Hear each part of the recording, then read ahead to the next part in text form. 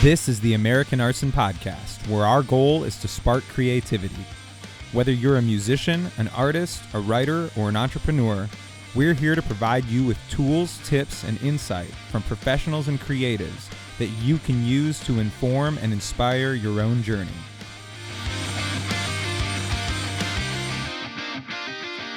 What's up, everybody? Welcome back to the American Arson Podcast.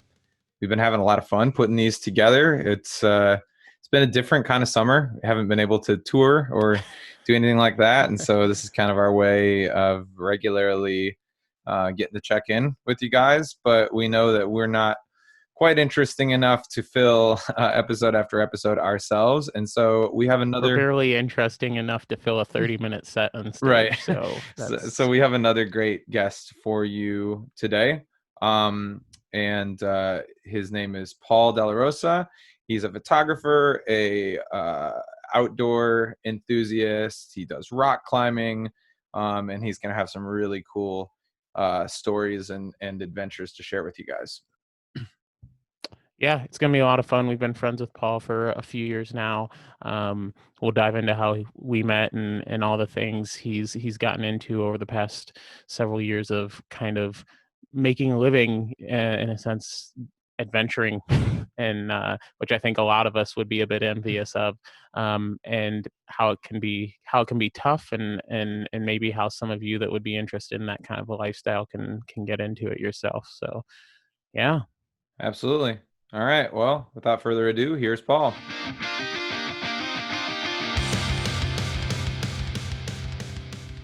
How are you doing? You just moved back to California, didn't you? Yeah, man. I just left Nashville because of COVID, and I came back to California, and so it's kind of this bittersweet thing. But I love being back here. So a good choice on my part. I'm happy about it. Yeah, you said you moved back to Cali because of COVID. Was there a reason? Like, what was? I mean, I know we chatted a little bit in the past, but what was the reason for really moving out to Nashville, making that switch from LA? Yeah, I didn't really have anything holding me in California anymore, and I decided I got a job in Nashville as a rock climbing instructor, actually, and then I realized that I could do that and do my freelance photography stuff, and kind of mesh them together and do them at the same time, because there's just so much opportunities for that out there. So yeah.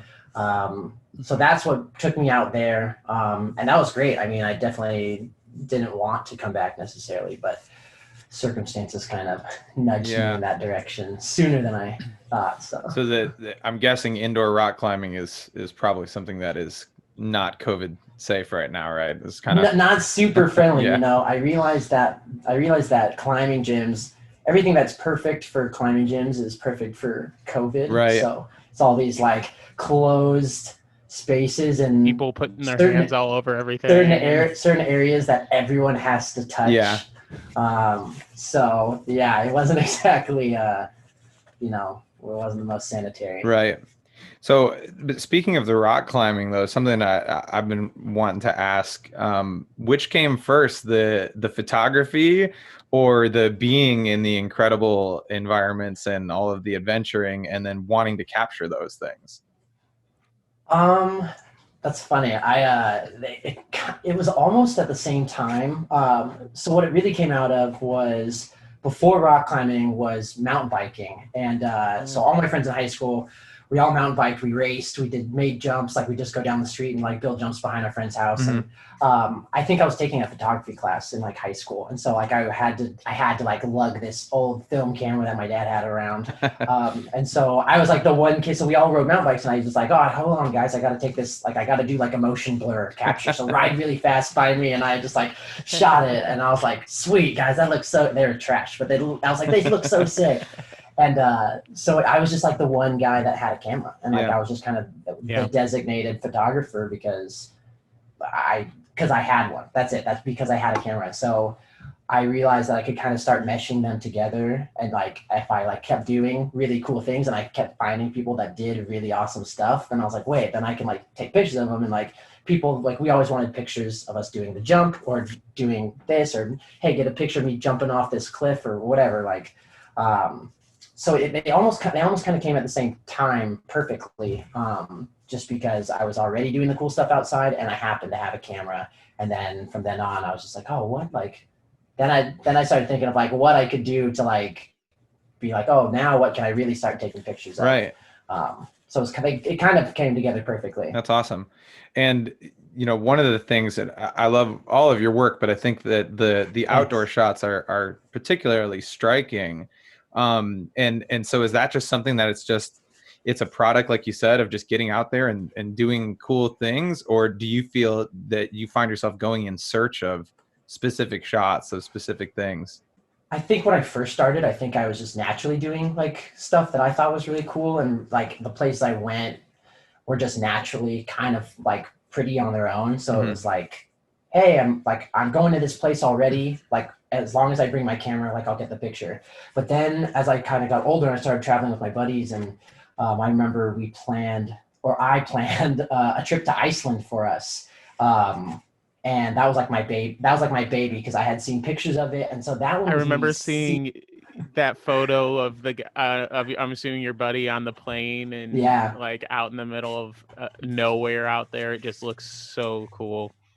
Yeah, funny enough is I saw a picture of someone doing that 2 years before that trip, and I saw that and I was like, oh man, I gotta see who like took this. And it was one of my favorite photographers, and I was like, dude, I gotta go there. And I saw there was Iceland, and I was like, oh, I'm never gonna get there. And then like 2 years later, I'm sitting down planning this trip, kind of seeking out that spot and then finding a bunch of other really scenic spots to go to, and it was like the best week of my life. And so that one was me like kind of actively seeking out cool spots and like traveling to go there for the purpose of taking pictures there and being out there. So well, and being based in California, like there's so many, there's so much just right at your fingertips. There are national parks and that are just a day's drive or a weekend trip away. And but Iceland, that's on another level. It looked like looking at some of your stuff, you've also done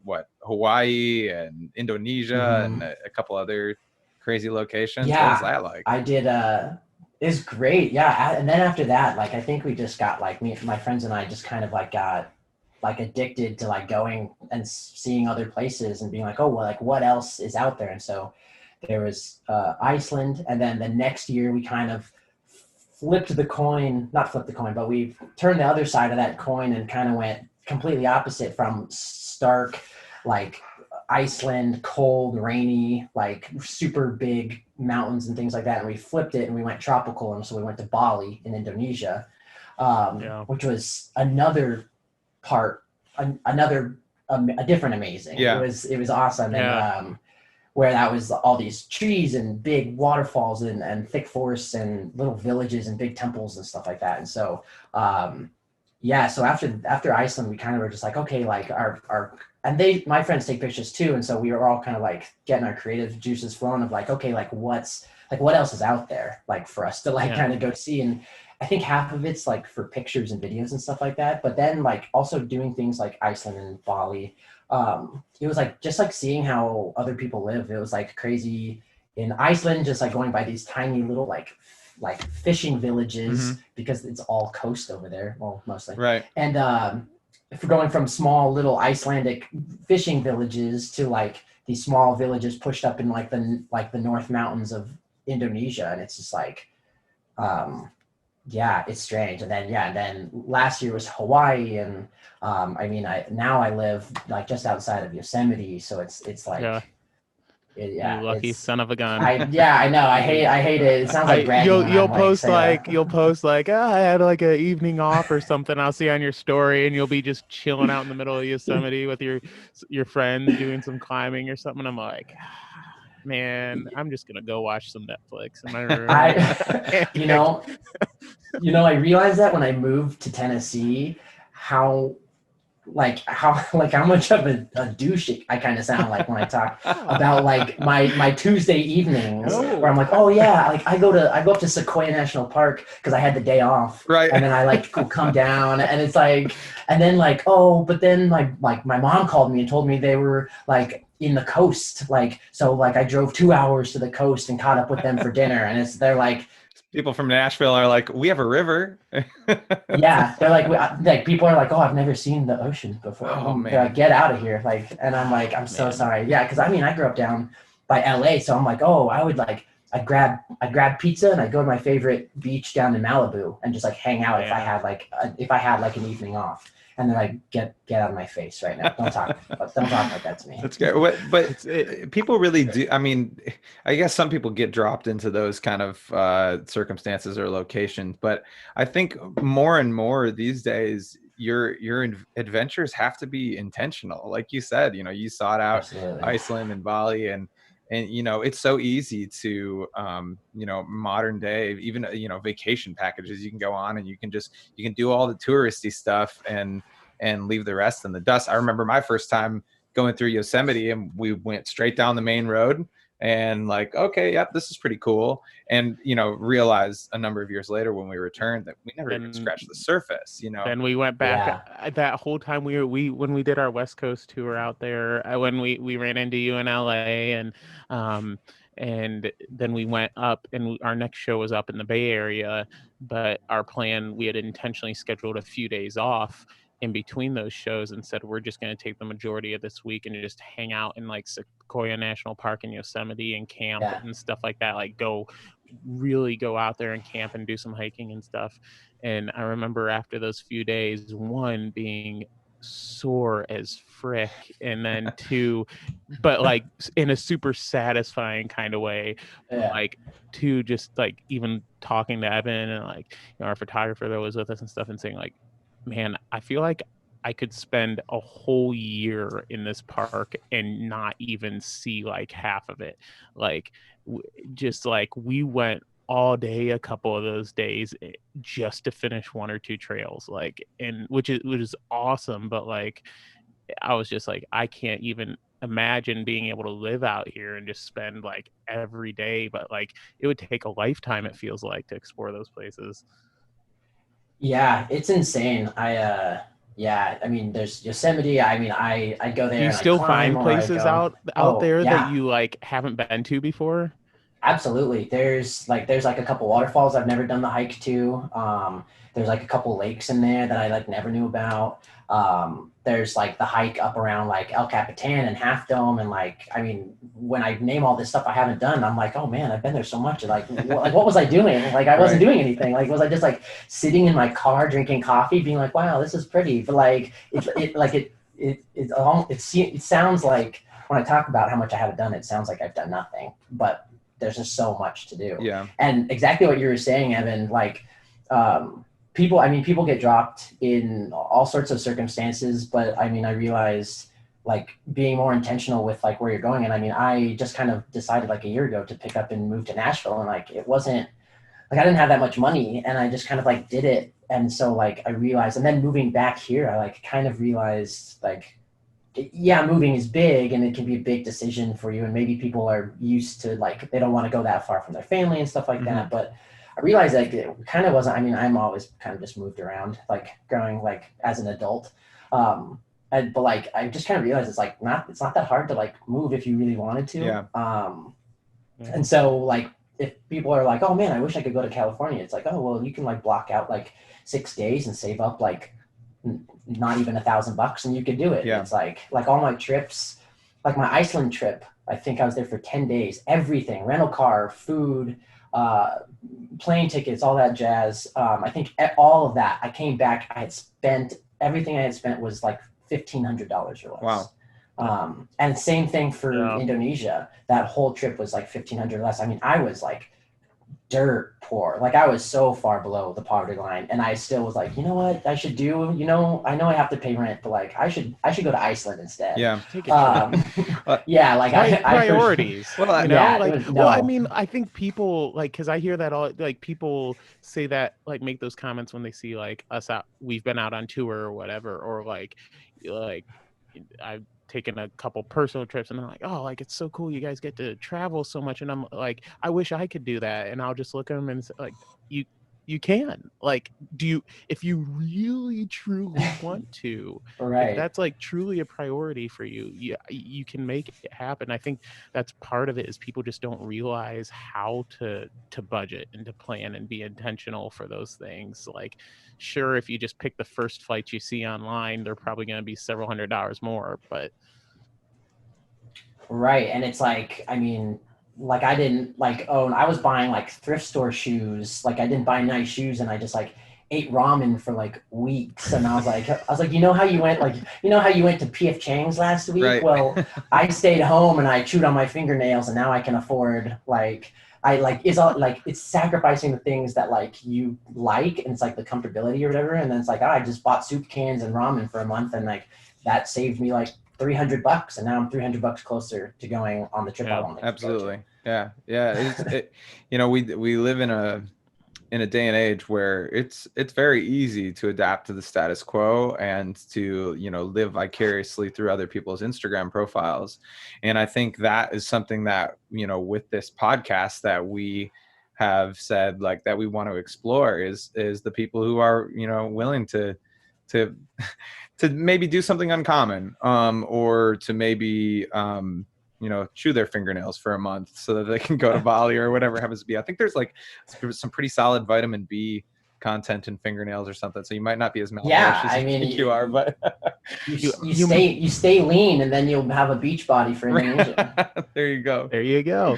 I mean, you touched on it a bit there. I was going to ask this towards the end, but since you already kind of talked about it a little bit, what would your then advice be to people who, I guess, like, because I know in this kind of Instagram culture, which like social media has been great for creators and photographers, but in this Instagram culture, people that have never touched a camera or never gone on a trip in their life follow all these adventure photographers and are like kind of like pretending like they're living that lifestyle, or like, yeah, I would love that, I'm going to do that one day. But like for people that actually say, no, like I want to get out there, like I want to do it, whether you said it's for the photography or the travel or for a little bit of both, like what would your advice then be to someone who's kind of saying, I want to get started in that?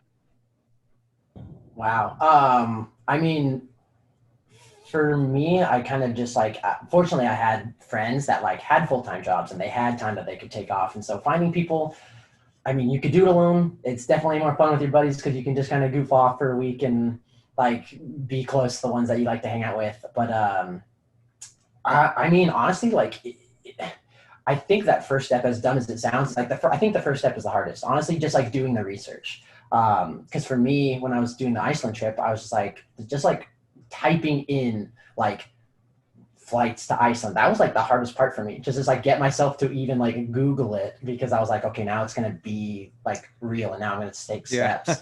And so it's like, so for me, I was like, just type it already. And I was like, okay. So then I was like, flights to whatever, and it was like cheap, and I think it's just taking the time to like, especially if you're with your buddies, like I was like, hey guys, like let's pick dates right now. Let's pick a price range we're comfortable with, and like kind of doing some of that prep beforehand.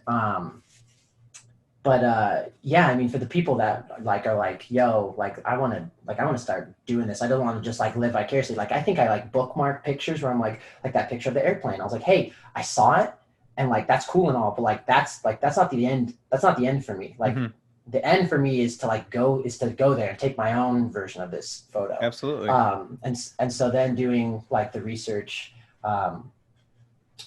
because again, I mean, I was so far below the poverty line when I planned that trip that I was just like, I need like, this is the money I'm comfortable spending.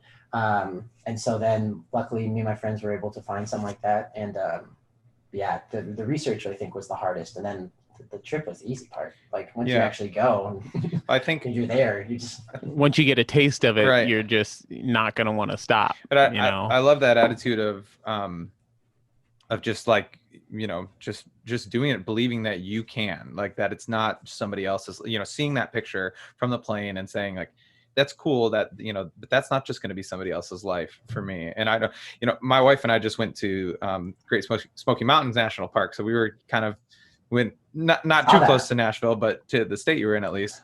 And I did the same thing. Typed in top hikes in the national park, and one of the first ones that came up was a 15-mile round trip to the summit of Mount LeConte. And I'm thinking, we've never hiked 15-mile round trip, 4,000 feet of elevation gain, but you know what? Let's just do it. And we hike and stuff. We're not like crazy mountaineers or anything like that.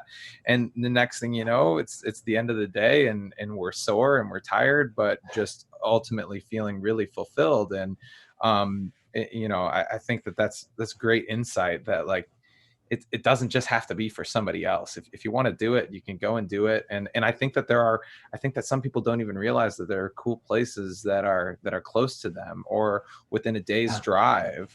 You could sit down and watch a movie, or you could take that 2 hours and maybe you could be in a totally different surrounding or locale. And so I love that perspective. That's really cool. Yeah, I loved moving to Tennessee because I was in a new place and I had no idea. Like, I'd never been to Nashville before I moved there. I was just like, let's just do it. And so when I went out there, and kind of like what you were talking about, like I had never known any of the places that were out there, and so I found this climbing spot, and it was like an hour and a half away, and so I went. Did you have somebody to climb with you then when you moved out there? That you said you didn't really know anybody when you moved out there. Yeah, I had people at the climbing gym that I worked at, okay. And the climbing community is just like, hey, you climb, let's climb, like let's just like go. And like immediately, I think I already had people to like hang out with and climb with, and it was such a cool like community of people that just like wanted to hang and be outside, and people that love the same stuff that I love. So how did you get into climbing? When I started college in California, they like my college had like a climbing gym, like an indoor one, like in like their gymnasium. It was like a small little in the corner, and I like went like a couple times. I was like, oh, this is fun. It's easy. Like I'm not too bad at it. And then I started working in the mountains every summer in Sequoia National Park, and in my early 20s, and the people just like had climbing stuff, and they're like, hey, you want to come? I'm like, sure. I'm like not that great, but like I'll come. And so I like started going sporadically. And then like 3 years ago, I like moved up there to live up there for like 2 years at a time. And I had a buddy of mine who I still climb with today. And he was like, hey, you want to climb? I was like, yeah. And I just started like getting my own gear and learning more about it. Yeah. And then it was just like, and so then by the time I was ready to leave California, I was like, oh, I've like gained enough knowledge to be able to like start teaching this stuff. And so I like reached out to a bunch of gyms, and one in Nashville was like, yeah, we'll take a chance on you. We've never hired anyone out of state ever, but wow, you should come out here. And did you have any sort of a background as an instructor at that point in time, or you just kind of went for it? So for climbing, no, but I was a teacher. Like I worked at this camp, and we did like outdoor like adventure classes. Like we did like outdoor school, like when you're in sixth grade or something like that. I don't know if you guys ever did that, but you like go somewhere and you learn like outdoor classes, like science classes a week. And so I taught like, I guess a year and a half of doing that, like 3 semesters. And so I like meshed that teaching aspect, which I loved because I loved writing my own curriculum and stuff like that. And then I meshed that with all my, like I ran like high ropes courses and zip lines and all that jazz, and like rock climbing and rappelling. And so like I did both those jobs. It was I kind of did a lot of things at that camp, but I kind of did both those jobs. And then I like realized that I could mesh them together. And then it kind of worked out perfectly where I hadn't necessarily been a rock climbing instructor, but I kind of had all the right ingredients to be able to do it correctly. That's awesome. So when I saw a couple of the pictures, one in particular from Sequoia where you're just hanging off the side of a rock. So we'll throw Paul's social media stuff and his Instagram in particular up so you guys can see if you want to go check it out. But first of all, I have 2 questions. First of all, how in the world did that photo get taken, and from where? Also, why? Yes, it's a recent one, right? Yeah. Yeah. Okay, so I am. Don't worry, I am attached to a rope. Okay. I tried to zoom in. I was like, I don't see any there. I don't know how much that actually helps. Some people would still cry, but that. What was your question about it? Well, my first question was, where in the world did the person take that picture from? Because it looks like they must have been hanging off the side of the rock too. And then my second question is just, you know, when you're climbing a rock of that scale and that size, how do you even start? Is you literally go all the way down to the bottom? Is somebody already up on the top with the ropes, or how does that work?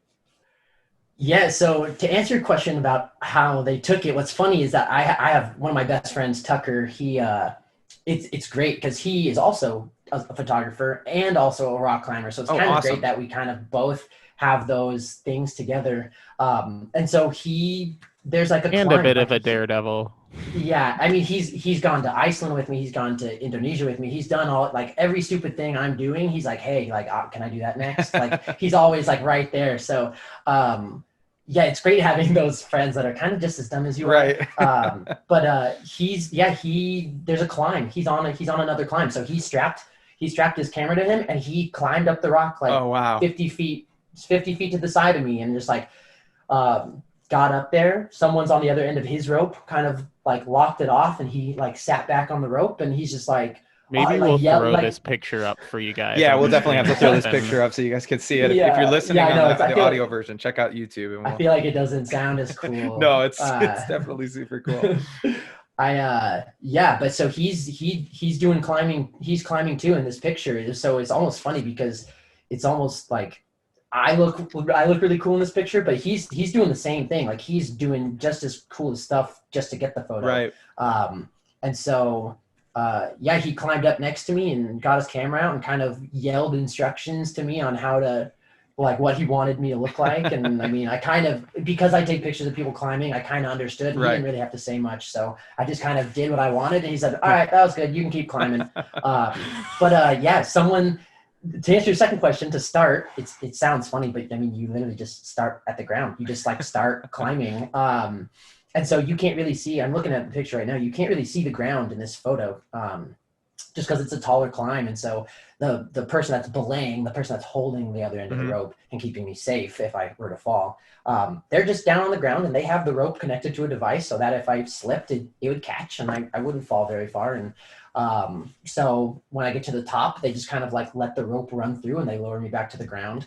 But you just kind of start.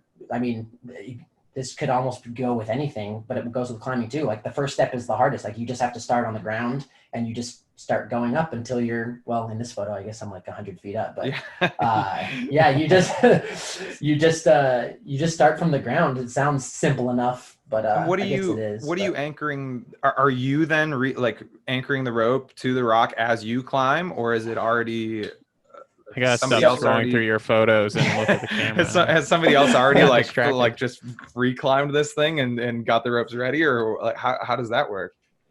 So depending on what kind of climb you do, like the climb that I'm on in this picture, I think my buddy that took the picture, he climbed up before me, and there's little like bolts. There's like metal bolts in the rock, like every 10 feet or whatever. Okay. And so as you climb up, you start at the bottom, you're not hooked to anything but the rope. And as you climb up, you bring the rope up with you. And as you get to those bolts, you basically clip in this like metal clip, you clip it to the rock, and then you clip your rope to that clip. Okay. So that way you kind of use it as like a last safe point in like a video game or something like that. So if you were to fall, say you're 10 feet up and you fall, you only fall to your last saved anchor instead of falling that 10 feet to the ground. Yeah.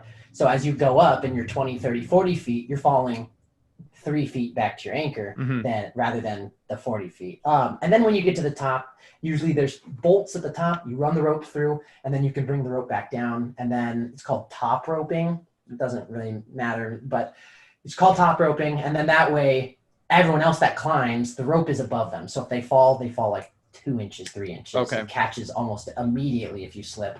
But there's I could go on forever and nerd out about it, but there's like a bunch of different kind of disciplines of climbing basically. But we would take the rope up, set it up for everyone else, and then you can climb on it. It's interesting to hear about because the most I've ever done is just like those like goofy like small rock climbing walls at the local gym, like stuff that are like maybe like 10, 15 feet high, and you just go up, down, like hop down, and that's it. But like it's interesting to hear about. God, I don't even want you saying that those bolts are already there. I don't even want to know what it was like for the person that had to go up and put those there in the first place. Like, Yeah. dear Lord. Yeah, I've not done a whole lot of it either. Same kind of thing. I've done a few of the climbing walls at like rec centers. I think I climbed the wood pile at my house when I was younger and got on the roof because my dad locked us out and he made me go through the upstairs window or something. But I have to imagine, because even doing the climbing wall at camp when you're in 6th grade or something, even knowing that you've got all the safety equipment in the world, there's a person up top, there's a person on the bottom, if you fall, you're probably not even going, like you said, 2 or 3 inches in that setting. It can still be really, really terrifying. Is that something that you just had to get over, or are you just the kind of person that you just never really had that kind of a fear, or how does that work? It's kind of different for everyone. For me, it's definitely something I had to get over. Like, I always say that climbing is like half physical and half mental, because there's climbs that I can do on top rope where the risk is so much smaller, where top roping you fall like 2 inches. Okay. And I can climb things way harder on top rope. But if you're leading, aka bringing the rope up with Right. you, your falls can be anywhere from like 3 to like 15 feet. All the way down to that all the way down to that bolt that you set before. Yeah. Okay. So if you're 5 feet above a bolt, you have 5 feet of rope, but it's a pendulum. So if you are 5 feet above it, you'll fall, and you'll fall double that. You'll fall the 5 feet to it, and then you'll fall 5 feet below. Right. So you'll fall 10, 15 feet, which I'll text you guys later, but I have a video of me falling. Basically, I fall from 20 feet up, and I fall all the way down to about this far before the ground. Wow. My foot skims it and my butt kind of touches it a little. That's what it is. It's just like, you have to be ready to do that. And so after that, I kind of was scared to do climbs like that. And so I kind of had to build my mental muscle back up. Mm-hmm. Because some people are just born and they're like, I'm not scared of anything. Let's just do it. Right. And they can just climb. I saw a trailer for that Free Solo movie on Netflix, and I was just like, yeah, I got scared watching that trailer. I couldn't watch the whole thing because I got too terrified just watching him talk about it. Like, I just And some people like, seem like to just have like absolutely no. Well, not no fear. They just don't have a soul, I think. They're just robots. They're just robot people. Beep, boop, get to the next hold and step up. Okay. Is that something that you've ever tried or would consider trying, or? Maybe not to that scale, but like. I have, actually. I've done a really small version of that. I did. I mean, it was a really easy climb. I won't get into the grading system, but it was one of the easier climbs that you can do, where it's still considered a rock climb because it's still like vertical. Mm-hmm.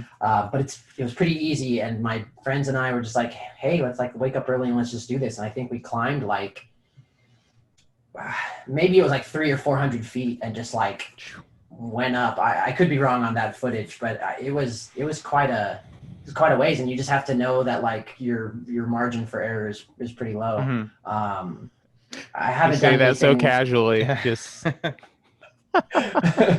I mean, yeah, I don't know. Maybe I don't know if I was dumb or if I was confident. Yeah. Like I don't know which one it was at the time.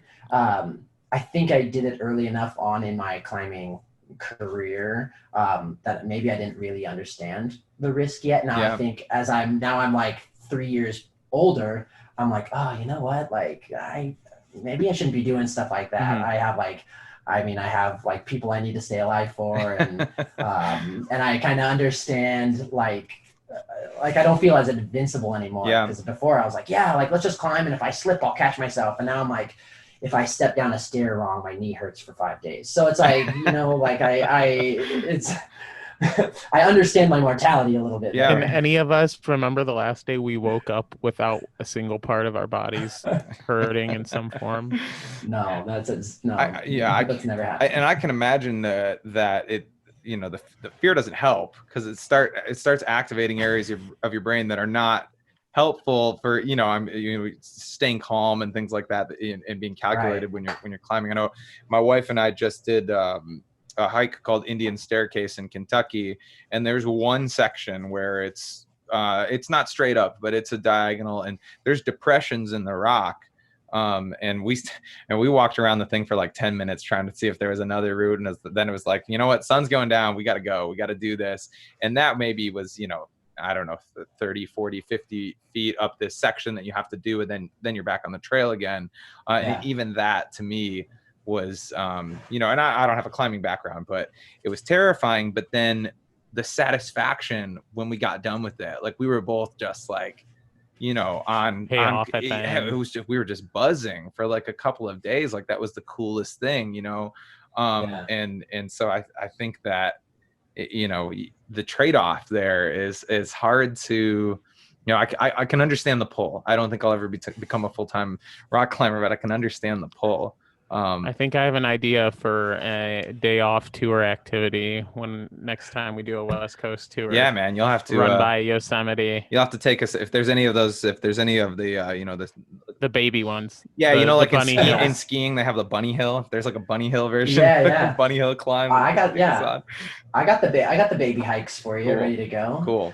But no, there definitely is like that pull is kind of like it's like when you've overcome like a little bit of that like risk, like when you're like, oh, like there was some danger to it, and then you get past it and you're like, oh, you know what, like I like it could have gone this way, but because I like did this, it's like, oh wow, like you're like, oh dang, you're like stand up a little taller and a little pat on the back, and you're like, oh man, most people probably would have fallen on this, but not me, not this guy. Like, you know what I mean? It's definitely kind of like you get kind of cocky after a while, where you're like, that's the pull for me just a little bit, where you're like, there's risk to it, and when it goes well, you're like, oh yeah, like that went well, all because of these puppies right here, like it's definitely, it makes me a little douchey, but no, you probably need a certain level of that to be, because like you said, like whether you're climbing with or without a rope, or like even if you have that safety net,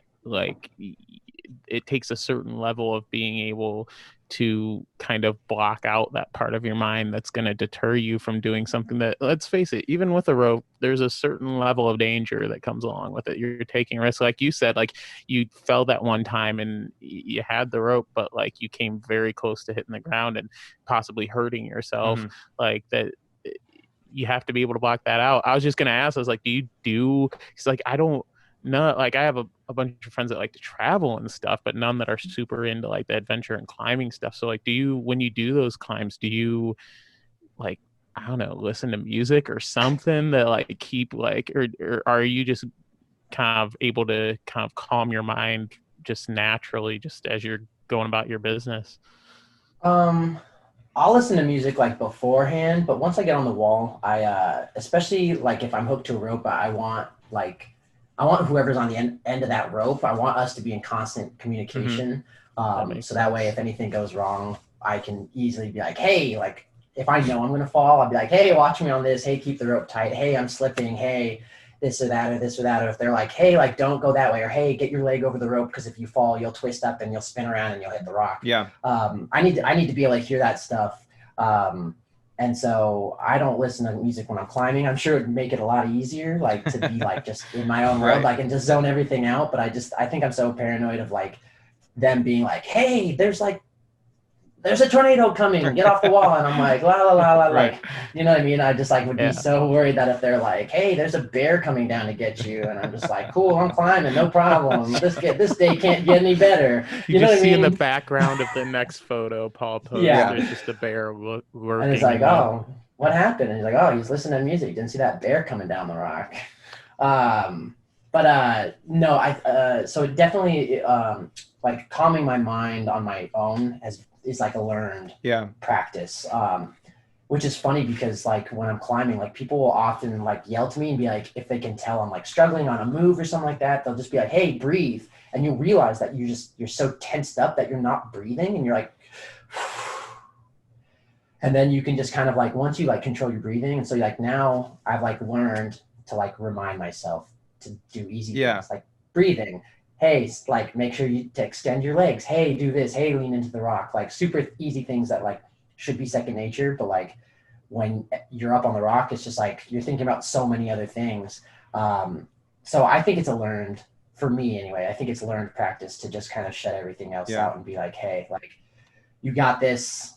Again, like building that mental muscle up. And I think I was lucky when I first started to climb, because my climbing partner would just be like, hey man, you got this. And I'm like, hey, like, how hard is this going to be? And he would totally lie through his teeth and be like, super easy, dude, super easy. So when you go into it with that kind of confidence where you're like, I got this, like, Evan, I don't know if we should trust Paul with these these bunny hills. Now he's going to take us up to like El Capitan and be like, all right, here we go, boys. No rope. No, I did not learn. I did not. That's one thing I didn't take from him. I will definitely be a little more truthful, but I will definitely, I'm really encouraging, because I realize if you encourage someone and like push them past what they think they can do, but if you're like, no, you can for sure do it, because sometimes they'll set a limit here when really their limit's like here. So if you encourage them past the limit they think they have, they'll do it more, like 9 times out of 10. And so like all those climbs that I had no business being on, but my buddy was like, you got it. I did them. Yeah. And they were hard, and I still did them. And I was like, oh man, that was sweet. And then he would tell me after, and like, oh yeah, that was for sure out of your range. Right. Like you shouldn't have been able to do that. I think but I just thought I could. So I did. No, I think you're right about, encouraging people and, finding a way to support them. And I think it's really cool that you've been able to take something you're passionate about and, something on this podcast, we want to provide resources for people who have a passion and want to find a way to make that more sustainable. And obviously you did that with rock climbing. Obviously COVID kind of, threw a wrench in the works, but that's hopefully a once in a lifetime thing. But on the photography side, can you talk about how you were able to kind of take that passion and then turn it into something that, could help sustain you as well? Yeah, that was, again, that started out with just like kind of shooting my friends, doing stuff. And then I just kept like kind of, once you like start shooting, you just kind of like, people kind of like reach out to you, and you just kind of end up kind of going down that rabbit hole on Instagram and just kind of finding people that like to model or like to go on hikes or whatever. And so at first I started hanging out with other photographers. And not that I didn't like taking pictures of them. Not all of them are the most photogenic, just because they're used to being behind the lens. I mean, I don't like really being in pictures that much. I mean, I can do it. Like if someone wants me to be far away and you don't have to see my face, and I can just kind of rock climb and do my thing. It's just your silhouette. Yeah, exactly. Yeah. If it can be far away and they can't tell that I have this newly grown mustache, then it's an A+ mustache, man. You did well with it. So then I just started like being like, oh, people like, oh, this person like modeled, or this is a friend who like is like, this is the look I'm kind of going for. Mm-hmm. And so I was just kind of taking like I would mix like portraits, because I love photographing people, but I love shooting them outside and kind of showing them like the contrast of people and nature, and kind of putting it together. And I realized I didn't really like doing the superposed, like super fashion-y photos, kind of more lifestyle stuff. Yeah. And so when I realized I could do stuff like that, I started reaching out to more companies. And obviously Instagram's a really easy way to do that. And so I started reaching out to companies and be like, hey, like I'll shoot your hats, or I'll shoot your watches, or whatever. And I started kind of just building this portfolio, and they'd be like, hey, we'll send you the watch, and if you send us a couple photos, we can keep the watch. And I'm like, sweet. And so once I started kind of building that up, then I actually ended up working for a shoe company, like full-time. I was on staff. I had an office, because they saw like this guy that I kind of knew. He was following me on Instagram, and he said, hey man, your photos have been amazing. Like we need to talk. Like you need to work for us. And so I did that for a while. And then once I realized that office job was kind of killing me, I left and realized I could sustain it on my own, because now I'm doing freelance stuff. Right. Where like, I'm just like, I can do it from the middle of nowhere in California, from my house. Like I had people just send me like clothes, and I shot them like in my backyard, or I go up to Sequoia and I shoot stuff. And then I send them the photos. Anywhere I have Wi-Fi, I can just send it to them. Yeah. And, so it's like, it's not as crazy as I kind of thought in my head when I was first like, I could never do freelance stuff and make a living. And now it's like, I can just like, it kind of makes sense, because I can just shoot it anywhere. And yes, have to make that effort of reaching out to people and like getting I mean, because that's, you touched on it there too, like Instagram being so key and easy for people to do that and to see other people's work. Like I mean, you're at what, over 10K on Instagram now? Like, was that like, because I think like, did that come more along with as you started like working with these brands, or because like I think you see a lot of talented photographers that just are like, or at least I even know a couple like people in our area that are experienced, what I would say, I guess, experienced photographers, but just can't get the social media aspect right. And then I know also, like you said, like a lot of, especially like lifestyle and adventure photographers that started making living freelancing and doing that stuff as a freelancer because of their social media. Like if you can get that to take off. So like what for you, was that something that just kind of came along with just working with more people over time and them reposting your stuff, or was that, was there a secret key to it that you just started like posting with certain hashtags or whatever and it blew up? It's kind of a mix. I feel like at that time, this was maybe like 2 or 3 years ago. I feel like at that time I didn't really have like maybe I didn't have much of a life. And so like a lot of things I did and went on Instagram and did a lot of stuff like manually, if that sounds weird. Like basically I used my Instagram as kind of like a marketing experiment to be like, hey, like let's just learn everything about Instagram. And so what I would do is I would use a bunch of hashtags and whatnot. And then I'd go through like one hashtag, say like hashtag keep exploring, or something that's like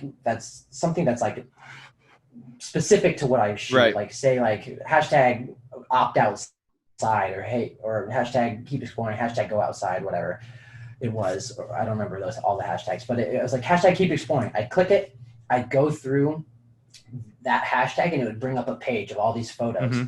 And I mean, maybe I'm just like showing, maybe the people will be like, oh, that's like so stupid. Of course you got followers that way. But I mean, it worked. And I had like 14,000 followers at one point. And all I did was I hit keep exploring. And then I go through and I'd like every photo under that hashtag, every single, like as many as I could do. I'd do that while I was going to the bathroom. I do it while I was in bed. I did for like hours a day. And now they have like algorithms and like they have like apps for that you pay for, and they'll like get you followers doing that. And I just did it manually. Like I just sat there for hours a day just going through every photo and liking it, and like did all the math and statistics. And I was like, okay, out of all of the photos that I like, out of like 100 out of like the 100 that I like I think it was like half of them will go look at my profile, and out of that half, like a quarter of those will follow me. So now I'm at like, I don't even know what it is. It's like, I think that's what's a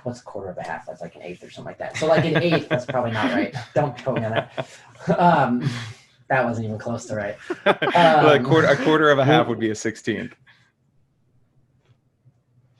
Right. No way. No, four. No. 4 on one half, 4 on the other half. That's 8. I was right.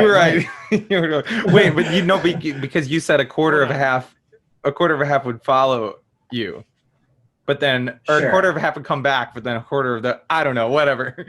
Don't listen to this show to learn about fractions. Yeah. This is sparking creativity, not sparking statistics. Anyways, a quarter of a half of a decimal. Would yeah, exactly. We should substitute teach for a math class.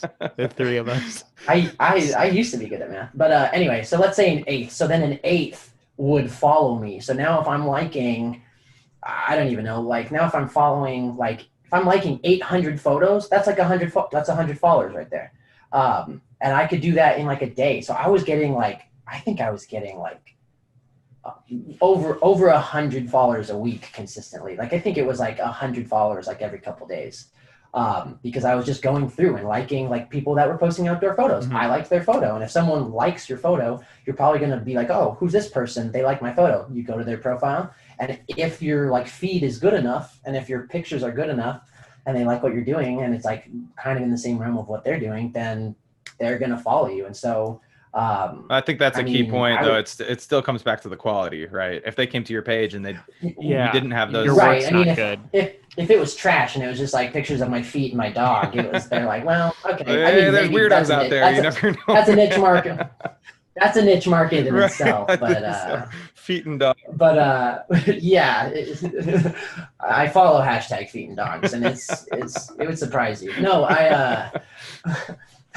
but yes, so I definitely had to mix more dog photos, Paul.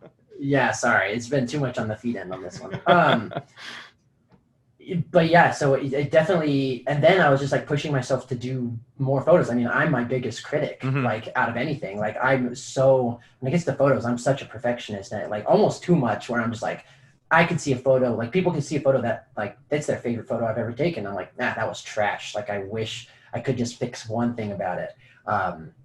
So sometimes it's too much, but yeah, I mean, definitely mixing that kind of weird marketing experiment with hopefully taking actually good photos. Then it kind of like at the time, I mean, I don't know about now because I haven't really tried to do that anymore, but at the time they kind of just took care of itself. As long as you had like, you put in the effort and you had quality photos, then it was like it kind of built itself, and people would kind of build on it. Well, and it's a legit traction too, because it's not like you see some of those people that it's pretty obvious when people buy their followers from like one of those like third-party apps, and they like, because they have 10,000 followers, but their photos get like 50 likes, and but like you're getting hundreds of likes on all your photos. People are commenting, like so you can it worked like in a legitimate sense. It's not, you're not just getting these ghost followers or these fake accounts and stuff like that. So I think that's a good point. I didn't even think about like, I mean, people I think try all these tricks and different things, but I mean, it does come down to being willing to put in the time, I guess, and just having quality work. Yeah. And I mean, like I learned after a while that like just like member like follower engagement, like people want to feel like they're listened to. And I mean, I am so grateful for every single person that follows me. And so like I remember following people that had like tens of thousands of followers and just feeling like I was kind of lost in the crowd, and like I was just like another person to kind of follow them, and I didn't really care. And I've seen all sorts of people that were kind of just like, oh, that guy's kind of a douche. Like, I don't like why am I following this guy? He kind of takes okay photos, but he's kind of like a butt. Like, I don't want like, and so like whenever people would comment on my photos, I reply to almost every comment, like every single one. I'm like, hey, thank you so much, because I am grateful for every single one. I don't want to just do a blanket statement, but like, thank you to everybody. I'm like, hey, like you took the time to write this comment. Like, thank you for like thank you for wasting your time on my page, because I don't think I'm worth the effort, but like you seem to think I am. So I appreciate every second when you could be looking at feet and dogs and you're looking at my stuff instead, And so authenticity episode title, feet and dogs. I think authenticity goes a long way, and when you show people that you value them, that they're going to reciprocate. So that's really cool. I mean, I still have people like following me like now that have followed me for years, and they'll comment on all my stories and we have conversations, and like it's people that like we don't talk a whole bunch, but like they see me as someone that's approachable, and I want to come off that way. And so like they're like, hey, like love seeing this, hey, like hope you're doing well, hey, like, oh, this made me laugh so hard, and we'll like talk for a second, and then like we're not like best friends, but like I want them to see like me as a person that they can like, where they're gonna be like, hey, I love your stuff, and I'm like, get out of my face, what are you doing? Like I don't want to, like, you know what I mean? Yeah. Like I don't ever want to come across as that guy. So yeah, I think hopefully people can see that I like to be genuine. Make an effort. That I genuinely want to be someone that they can feel like they can talk to when I'm not just like a robot, I don't know if this makes me a jerk, but I know that there's been like people that have a lot of followers, and I'll comment something or whatever, and then they'll just like won't respond. I'm like, they're kind of a jerk, I won't follow them. Like they're just kind of stuck up. And then like there'll be people that I think are just kind of okay, and I'll be like, hey, nice job or whatever, and they're like, thank you so much, man, like we should like connect. And I'm like, oh, this guy's the raddest. I don't even think his photos are that good, but I'll follow him because he's freaking nice, dude. Well, because we're people, man, and we're like, none of us is better than anybody else just because we happen to have a particular particular creative skill set. And when we don't think of ourselves as greater than we really are, when we think of ourselves, you know, Jesse and I say every time we play a show, we say, you know, it's our privilege to be able to be up here and play for you. The idea of a rock concert, right, traditionally is we're going to go and it's the people who are down on the floor, and it's their privilege to get to watch the band that's, you know, on this up on the stage. And we just feel like the opposite of that. We just feel like that anybody would care, that anybody would give us, you know, 30 minutes to listen to our band. You know, that blows us away, because we're all humans, and we all have a story to tell. And that somebody's going to sit there and let us tell our story for 30 minutes. It's crazy to me. It's super cool. When they could be listening to your story about going to Iceland and going to Bali and all these cool places, and we're just playing in a dive bar in Iowa or something. So, and I remember you posting something about like wanting people to see that like you can create with whatever you got in your hand, or something along those lines.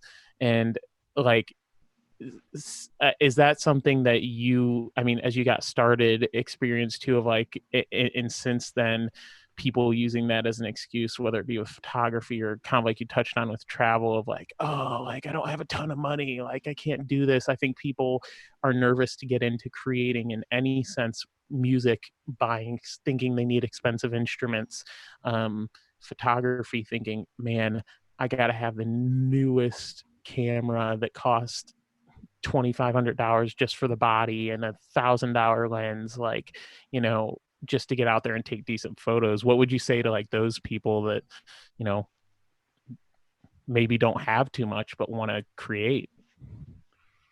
Man, I mean, I don't want to get too like meta about it, but honestly, like that, like all of that is like, it's so much about comparison. Like it's like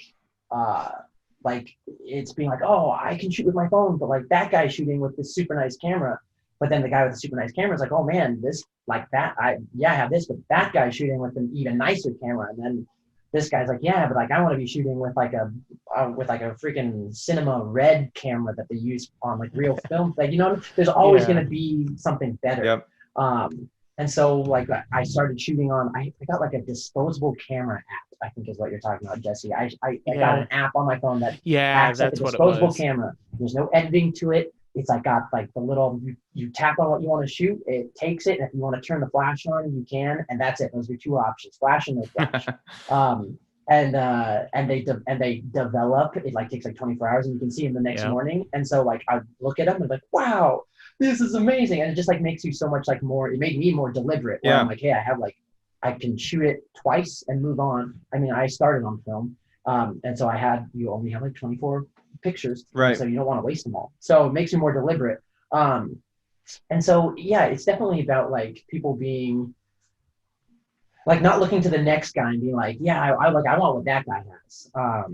And like, because there's always gonna be that guy to somebody. Like everyone has that guy in their eyes. Yeah. And so just like being like, I mean, I've been more confident shooting stuff on my iPhone just for the sake of having memories or things that I think are pretty or whatever, and like not being so like stuck up and being like, I can only shoot on my nice camera and I can only post pictures on my nice camera, because it's like, I think it's just like being people that like are like, oh, I don't want to shoot it because that guy's a nicer camera. It's like, hey, like just, that's kind of like being too afraid that your stuff won't be good enough, but like there's always some better out there. I don't know if that's absolutely discouraging or encouraging, but like I do that too, even with music, like being on the roads, and I'm always gonna be able to find a drummer that's better than me. Like I'm always gonna be able to find a drummer that's better than me. I don't believe that one. Okay. I'm definitely always gonna be able to find a drummer that's better than me, because that's why we only give him one drum at the front of the stage. He just hits it really hard. But like I catch myself doing that same thing all the time. But yeah, that's a really good point. Like it's almost like, it's not even like, I don't know, it's like not even like having, to me the advice is like, you don't have to be the best, you just have to be the one that does it. Like sometimes where it's like some people can be so crippled by comparison that they don't even take the photo.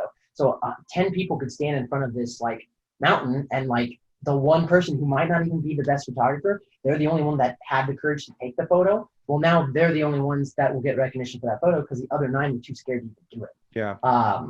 And so True. it's like they might not be the best one, but they weren't crippled by comparison and anxiety. And so they're like, you know what? I just want to, like, I'm just going to do it because I want to. And I like doing this. That's awesome advice. Love that. Yeah. Not to get too deep on it. No. But that's just how I see it. Because I mean, sometimes I'll go through Instagram for inspiration, and sometimes I go through it and I'm just like, dang, like I suck. And so it's like it can be good and bad. It can inspire you and it can discourage you. Yeah. So finding that balance and just being like, okay, I found my inspiration. Like it's time to get off before I get like super sad and see how good these like 12-year-olds in Switzerland are. Right. And I like Right. suck. So, you know. Yeah, Zildjian out here posting videos of these like 5-year-olds playing drum beats that I would never even be able to I can't comprehend, and I'm just like, why? What? Okay. Right. And there's always going to be someone better. Yeah. But Yeah. So that's really good. I know it's hard to predict right now because everything seems to be in flux and up in the air, but what's next for you? Any big trips you want to take when things are back to normal? Oh my gosh. Yeah. Well, I was hoping to do Iceland round 2 this fall, but it's not looking like it's going to be that way. Mm-hmm. I had kind of a half climbing trip planned to Puerto Rico with my buddies where we'd go take photos and go specifically to go climbing out there. Mm-hmm. Yeah, I don't know. I don't know if I have anything like specific planned. I think I'm like being more cautious about like not putting too many ideas in my head, which I mean that's impossible. Yeah, I have too many. But, no, it's a bummer to get things canceled when you get worked up about it. I know that's how we felt about our summer, but yeah. Are there any? I guess we could put it this way: Are there a couple like bucket list places or trips that you kind of like, regardless whether it's a year from now or 10 years from now, God forbid that this thing's over, but like that you want to take at some point that you're looking forward to crossing off?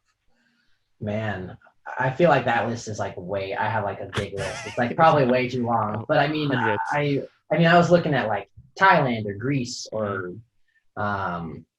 I don't know, like Japan or something like that. But I mean, the list could go on and on and on and on. But yeah, I don't know. That's just probably those 3. But I mean, probably a million others too. Right. Luckily, I live not that far from a lot of. So I go up to Sequoia like once a week. I think I have a reservation for Yosemite in like a month. So. But yeah, once all this. All right, we gotta get off here. I can't listen to this anymore. Sorry. Okay. No, I'm just giving you a hard time. So, Paul, if people are interested in finding out more about you and seeing your work, where can they check your stuff out? Yeah, they can find me at Paul Delarosa on Instagram. I mean, I have a website. It's just pauldelarosa.com. Yeah, I mean, I have all those videos on YouTube that I never want people to see. Twitter, TikTok. I think I have a Twitter. I think it's at Paul Delarosa. So instead of Delarosa, it's Brosa. Clever. Don't judge me on that one. I see what you did. Yeah. But yeah, so that you can find me at those places. I love meeting new people, and if they want to see some photos that are mediocre, comment on his photos and maybe he'll reply. Yeah. Cool. All right, Paul, thank you so much for being on with us. It was a pleasure, and always awesome to hear other adventurous souls talk, because we're really looking forward to when we can get back out there. And so nice to be able to kind of do some climbing in Yosemite together. Yeah, absolutely. That'd be great. That's right, guys. Thank you so much for having me on, guys. It's been a pleasure to see you guys again, since I haven't seen you guys in a handful of years. Too long, man. Yeah. All right. Well, we'll have to make it happen soon once this whole virus thing is. I feel like since the very first episode of this podcast, we've been like, yeah, man, the virus thing's wrapping up pretty soon. We're gonna be every time. Yeah, just keeps going on and on. So, but. All right. Well, thanks again, Paul, and enjoy your trip out to Sequoia, and we'll talk to you soon. Thanks, guys. Take care. Yeah, see ya. Thank you for listening to the American Arson Podcast. If you enjoyed this episode, please take a moment to leave a positive comment or review. Connect with us online through Facebook, Instagram, YouTube, or Twitter, and check out AmericanArson.com for music, merch, and upcoming tour dates. We'll be back next week with another episode. Until then, stay inspired, stay positive, and keep creating.